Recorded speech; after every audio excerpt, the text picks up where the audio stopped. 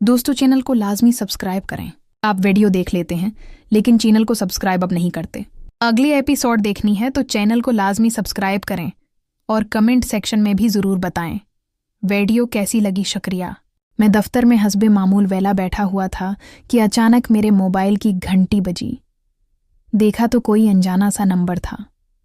खैर, मैंने phone on किया और कान से लगाकर जैसे ही हेलो कहा तो दूसरी तरफ से एक अनजान सी आवाज़ सुनाई दी। हेलो, क्या तुम साकी बोल रहे हो? तो मैंने जवाब देते हुए कहा कि तुम्हारी कसम भाई, मैं साकी ही बोल रहा हूं। तो इस पर वो कहने लगा कि सुना है तुमने आंटियां छोड़ खसों के साथ वो वाली गेम खेलना शुरू कर दी है।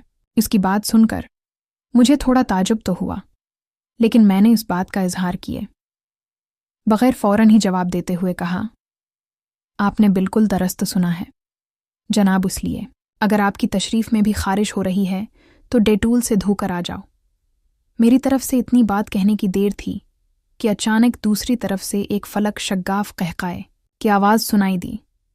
वो अजनबी कह रहा था, वे साले सारी दुनिया बदल गई मगर तो अभी तक नहीं बदला। इस पर मैंने जवाब देते हुए कहा, भाई, मर्द की एक ज़बान होती है। मेरी इस बात पर उसने एक और फरमाइशी कहकहा लगाया और फिर कहने लगा, मुझे पहचाना? तो मैंने कहा, अभी अपने खुद ही। मैंने अभी इतना ही कहा था कि दूसरी तरफ से वो चलाकर बोला, बस बस, अब उससे आगे कुछ नहीं कहना।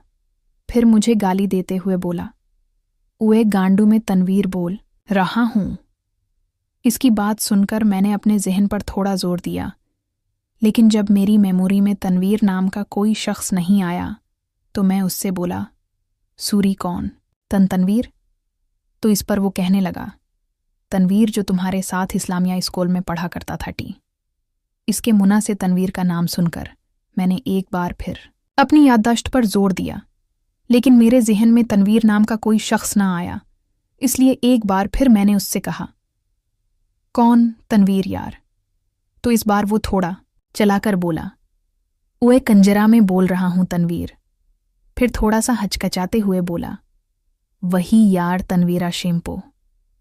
जैसे ही इसने अपना तारुफ तनवीरा शेम्पू के नाम से कराया तो मेरे जहन में एकदम से मुझे वो याद आ गया।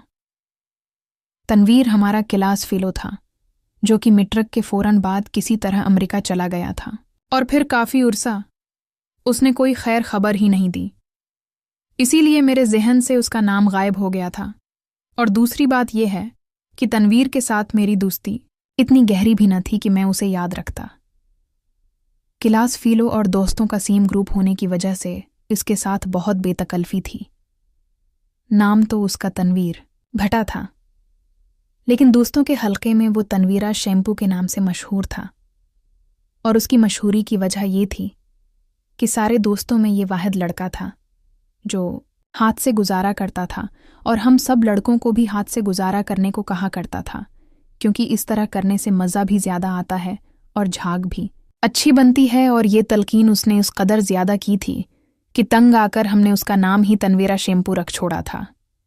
चुनांचे तनवीर को पहचानते ही मैं खुशी से चीखते हुए बोला, वे गांडू तो अमरीका से कब आया?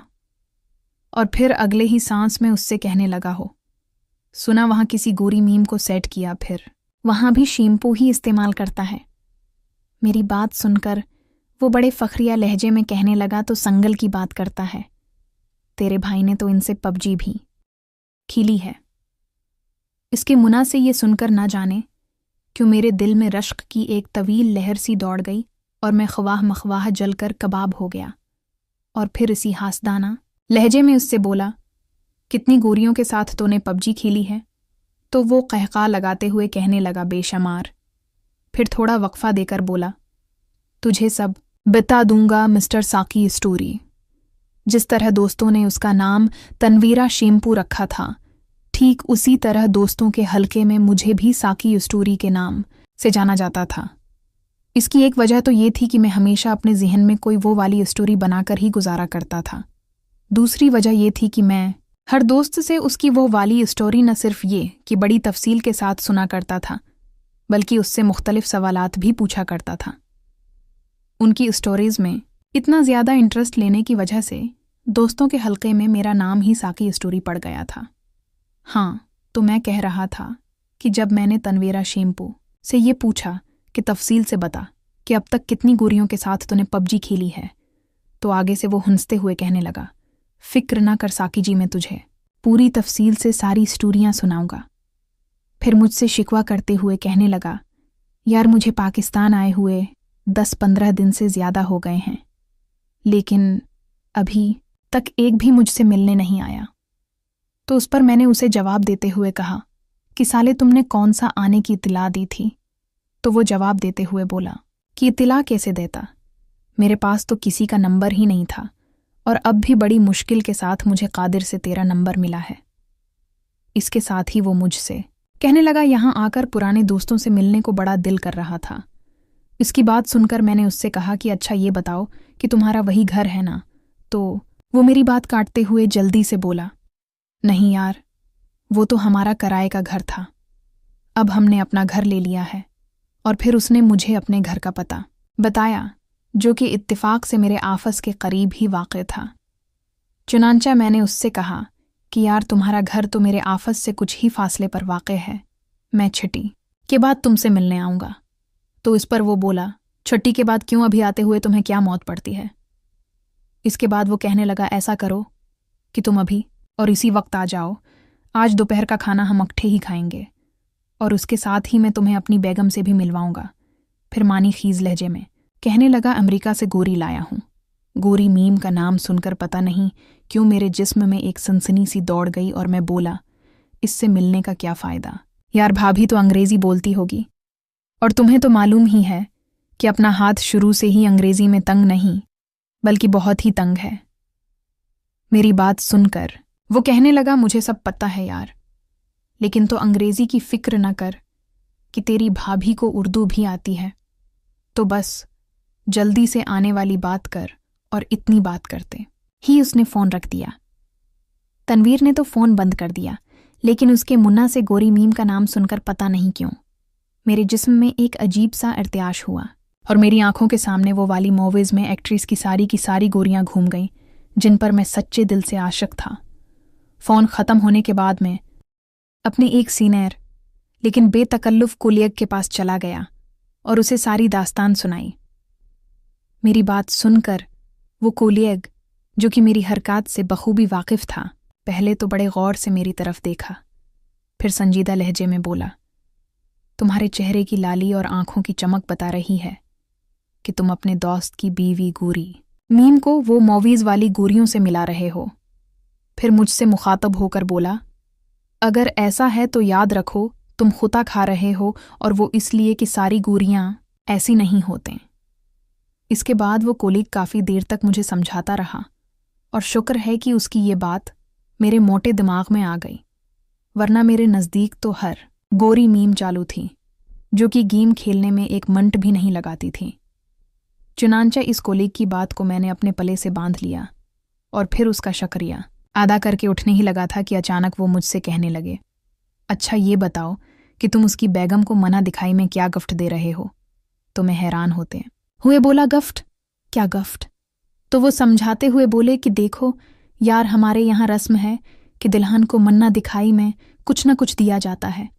चुनांचा उसके बाद उन्होंने मुझे इस बारे में एक छोटा सा लेक्चर दिया, हुस्न इत्तेफाक से इस सीनियर कोलीग का दिया हुआ। ये छोटा सा लेक्चर भी मेरे मोटे दिमाग में बैठ गया, और मैंने उस कोलीग की हदायत पर अमल करते हुए गोरी भाभी के लिए बाजार से एक बहुत अच्छा सा ब्रांडेड सूट खरीदा और उसे गिफ्ट पैक करवा के साथ मिठाई का एक डब्बा लिया, और फिर तनवीर के बताए हुए एड्रेस पर पहुंच गया। वो एक जदीद तर्ज का बंगला नुमा घर था, जिस पर अभी नया नया रंग हुआ लगता था। चुनांचा उसके घर का बाहर से जायजा लेने के बाद मैंने घंटी बजाई तो अंदर से एक फरबा माइल उधीड़ उम्र की औरत ने दरवाज़ा खोला और सिर से पांव तक मेरी तरफ देखने के बाद कहने लगी, आपको किससे मिलना है? तो उस पर मैंने जवाब देते हुए कहा कि जी तनवीर घर पर है। मेरी बात सुनते ही उन्होंने अपने होंठों पर एक दिल फरेब सी मुस्कुराहट सजाई और बड़ी खुश अखलाकी से मुझे रास्ता देते हुए बोले, अंदर आ जाओ, तनवीर तुम्हारा ही इंतज़ार कर रहा है। और वो मुझे साथ ड्राइंग रूम में ले आए और वहां बैठाकर कहने लगे, अब बैठो, मैं तनवीर को बुलाती हूं। उनके जाने के थोड़ी ही देर बाद तनवीर ड्राइंग रूम में दाखिल हुआ और मुझे देखते ही एक फलक शगाफ नारा मारा और फिर बड़ी गर्मजोशी के साथ ये कहते हुए मुझसे लपट गया कि उए साकी, तुम में जरा भी तब्दीली नहीं आई और अभी तक वैसे के वैसे हो। मुझसे मिलने के बाद उसने एक नज़र पीछे मोड़कर देखा तो वहां कोई न था। उस लिए वो कुदरे ऊंची आवाज में बोला, डार्लिंग। उसकी आवाज सुनते ही ड्राइंग रूम के दरवाजे से एक मुनासिब जिस्म वाली गोरी कमरे में दाखिल हुई। उसने पता नहीं किसकी फरमाइश पर काला सूट पहना हुआ था, जो कि इस पर बहुत सज रहा था। जिंदगी में फर्स्ट टाइम किसी गोरी को अपनी आंखों के सामने देखकर मैं फूत होने ही वाला था कि कोलीग की नसीहत याद आ गई और मैंने फूत होने का प्रोग्राम मुलतवी कर दिया। ताहिम फिर भी उसे देखकर मेरा दिल बड़े जोर से धड़का और मैं मुना खोले उसकी तरफ देखता रहा, और उससे पहले कि मैं कोलीग की नसीहत भूलकर दोबारा उस पर 1000 जान से फदा हो जाता, मैंने शराफत का मज़ाहिरा करते हुए अपनी निगाहों का जाविया तब्दील किया और मेज़ पर रखे गफ्टस को उठाया और बड़े अदब के साथ इस क़यामत के हवाले करते हुए बोला, वेलकम टू पाकिस्तान भाभी। मेरे हाथ में गफ्टस को देखकर उसने एक नज़र तनवीर की तरफ देखा और फिर गालिबन वहां से ग्रीन सिग्नल मुलने के बाद उसने गफ्टस को मेरे हाथ से लेकर मेरा शुक्रिया कहते हुए उसने अपना दायां हाथ मेरी तरफ बढ़ा दिया। उसका बढ़ा हुआ हाथ देखकर एक लम्हे के लिए मैं झिझक सा गया, लेकिन फिर कुछ तवक्कुफ के बाद मैंने भी अपने हाथ को उसकी तरफ बढ़ा दिया और उसके साथ ही अपने कुलीग की हदायत के मुताबिक बड़ी मुश्किल के साथ अपनी नज़रों पर कंट्रोल करते हुए उसके साथ हाथ मिलाने लगा। रस्म के बाद वो क़यामत गफ्टस उठाए वापस चली गई। उसके जाते ही तनवीर ने मेरी तरफ देखा और फिर कहने लगा कि कैसी लगी भाभी। तो मैंने जवाब देते हुए कहा कि बड़ी क्यूट है, उसकी कोई दूसरी बहन नहीं है।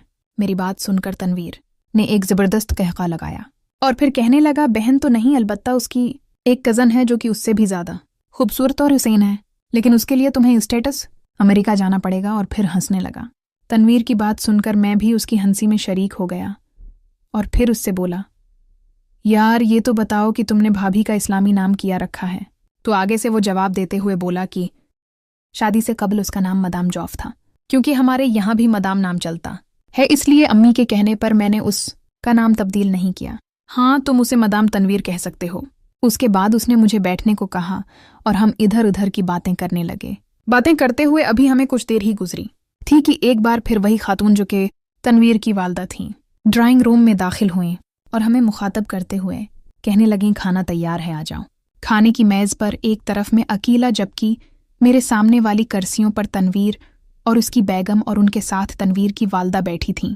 खाना खाते हुए भी हम सब इधर उधर की बातें करते रहे थे, लेकिन पता नहीं क्यों मदाम मतलब मसज तनवीर ने एक लफ्ज़ भी नहीं बोला, लेकिन वे हमारी खासकर मेरी और तनवीर की गुफ्तगू बड़ी दिलचस्पी के साथ सुन रही थी। इसी दौरान तनवीर की उम्मी ने मेरी तरफ देखा और फिर कहने लगे, बेटा जी आप काम किया करते हो? तो जब मैंने उन्हें अपने डिपार्टमेंट का नाम बताया तो मेरे महकमे का नाम सुनकर वो एकदम से ठटक गईं और फिर फौरन ही अगला सवाल दागते हुए बोलें कि आप वहाँ किस पोस्ट पर काम करते हो।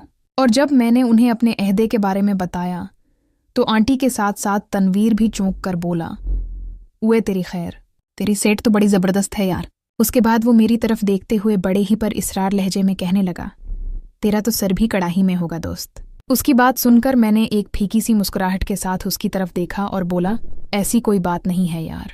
यहाँ पर मैं तनवीर और उसकी फैमिली के बारे में थोड़ी सी वजाहत कर दूं कि ये लोग एकदम जाहिरदार, मतलब ये कि सख्त किस्म के दुनियादार और खुले माहौल के लोग थे, और ख़ासकर उस की अम्मी के बारे में मशहूर था कि वो मोहल्ले में लोगों का स्टेटस देखकर दोस्ती लगाया करती थीं। यही हाल तनवीर का भी था। वो भी हमेशा क्लास के खाते पीते और अमीर कस्म के लड़कों के साथ दोस्ती लगाया करता था। इसीलिए तो हमारी कमज़ोर माली हालत के पेश नज़र उसने कभी भी मेरे साथ गहरी दोस्ती रखने की कोई कोशिश न की थी। हाँ, दोस्तों का सेम ग्रुप होने की वजह से उसकी मेरे साथ बस अच्छी हेलो हाय थी। उसके अलावा उसने कभी भी मुझे कोई ख़ास लफ्ट न कराई थी, और उसकी उन्हीं हरकतों के पेशे नज़र मैंने खुद भी उसके करीब होने की कभी कोशिश न की थी। हाँ तो दोस्तों, मैं कह रहा था कि जैसे ही मैंने उनको अपने महकमे और अहदे के बारे में बतलाया तो मेरी बात सुनते ही माँ बेटे की आंखों में वाज़ेह तौर पर एक चमक सी आ गई थी, और फिर उसके बाद मैंने साफ तौर पर महसूस क्या कि मेरे स्टेटस को जान कर उनके रवैये में पहले से भी ज़्यादा गर्म जोशी आ गई थी। इधर तनवीर की वालदा काफ़ी देर तक मुझे सताइशी नज़रों से देखते रहें फिर अचानक ही कहने लगे बेटा आज तो तुम अकेले आए हो, लेकिन अगली दफा जब भी हमारे घर आओ तो अपनी बेगम को जरूर साथ लाना। आंटी की बात सुनकर मैंने एक ठंडी सांस भरी और कहने लगा, आपका हुक्म सर आंखों पर आंटी, लेकिन बेगम होगी तो साथ लाऊंगा ना। मेरी बात सुनकर वो एक दफा फिर चौंक पड़े और मेरी तरफ देखते हुए कहने लगे, अच्छा तो ये बताओ कि कहीं मंगनी वगैरह भी हुई है। तो इनकी बात सुनकर एक दफा फिर मैंने ठंडी सांस भरी और उनसे बोला, नहीं आंटी जी मेरी मंगनी तो क्या इस बारे मैं कहीं बातचीत भी नहीं चल रही। मेरी बात सुनकर वो हैरत भरे लहजे में कहने लगे, कमाल है बेटा तुम इतनी अच्छी पोस्ट पर फाइज हो और कहीं रिश्ते वगैरह की कोई बातचीत भी नहीं चल रही। उनकी बात सुनकर मैंने ऐसे ही कह दिया कि छोड़े आंटी मेरे हाथ में शादी वाली लकीर ही नहीं है। फिर उसके बाद इसी टॉपिक पर हमारी गुफ्तगू होती रही। खाना खाने के कुछ देर बाद मैंने उनसे इजाज़त ली और घर चला आया। ये उससे अगले दिन बाद की बात है कि मैं अपने कमरे में बैठा चाय पी रहा था कि ऑफिस के गेट से गार्ड ने कहा कि सर कोई तनवीर नाम का बंदा आपसे मिलना चाह रहा है, उसे अंदर भेज दूं, आज उसे गोली देनी है। तनवीर का नाम सुनकर मैंने उसे कहा कि नहीं यार ये गोली वाला बंदा नहीं है, उसलिए उसे मेरे कमरे में ले आओ। कुछ देर बाद गार्ड के साथ तनवीर कमरे में दाखिल हुआ और मुझसे गला करते हुए बोला कि तुम कहाँ मर गए थे, मामा तुम्हारा बहुत पूछ रही हैं। फिर कहने लगा कि आज तुम हमारे यहाँ पर भी नहीं आए। तो मैंने उसको जवाब देते हुए कहा कि बस यार आपस में कुछ ऐसे काम पेश आ गए थे। दोस्तों चैनल को लाजमी सब्सक्राइब करें। आप वीडियो देख लेते हैं लेकिन चैनल को सब्सक्राइब अब नहीं करते। अगली एपिसोड देखनी है तो चैनल को लाजमी सब्सक्राइब करें और कमेंट सेक्शन में भी ज़रूर बताएं वीडियो कैसी लगी। शुक्रिया।